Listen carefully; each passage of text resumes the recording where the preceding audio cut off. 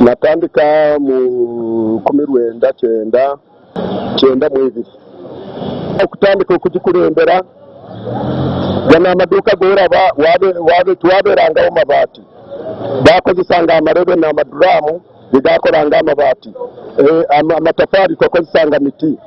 era byavaawo n'okutuusa nakati kuraba bino ebiriyo kati ntunguka egenda mu maaso. Wa LC ninzarwa omu y'omutaka w'omu kandi nkulira omu. Wa LC nkabutandika kare kabutandika n'emyaka 18 kabutandika omu youth Museveni yarwo mushaka byatandika LCs ubona atandika LC kabutandikira omu youth narugiro mu youth n'aba vice n'abutwara n'abukora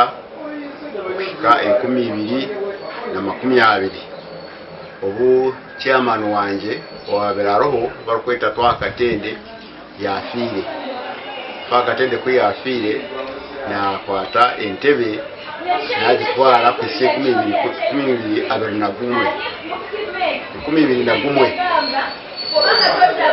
kajitandika 2020 najitwara mpaka 2021 2021 bandonda bantorana ka chairman ku 2021 kwisia hati ndi chairman wero C1 kandi nkoyira abantu nimbatwarizaje kandi icyanga nkyebembire nimpamyangu nkyebembire je nakisanga nga kiremu babbi ekitundu nakisanga nga abalenzi abato banywa nnyo omwenge tonto walagi era netulwanagana nabo nga tuyambagana ne bakulu bannange aba LC2 aba LC3 paka town kiraka netulwana okutuusa omulimu guno gwengukoze fenga abakulembeze nassawo ssimu egamba nti Katete Central makagafu era nyumba yaffe kubanga bwabaawo ekirungi fenna wamu tukisanyukiramu ate bwabaawo ekibi era kitukwatako fenna n'olwekyo nebaza abo bendi nabo tukwatagana nabo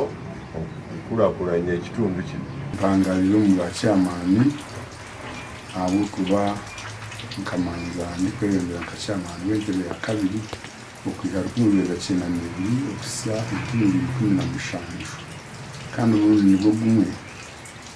natandika nabo ndi vice chairperson wa LC1 okusa mu 2022 ubu chairman wanjye mwami cyambadde omugenzi kama muhinzi n'ubusingi uyansigiye ntebe katandika nkaba chairman LC1 stock chairman LC2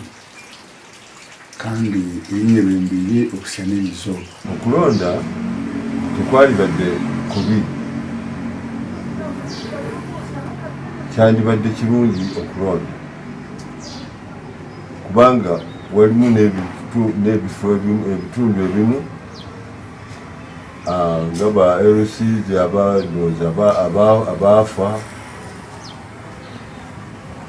batakyaliwo bwekuba nti kulonda tekiba kibi nyo ayinturiye mu rwebkona ndeba chairman aturiye ikintu cyamani kite cyaturiye chairman arwanere nk'abakazi abakwamba binga kakoraho reba ngo nabo bafune cyo kuryaho cyo kunywaho batazega yabo kandi n'ikindi nebizimbe byo mu rwebkona cyo yabitwiremo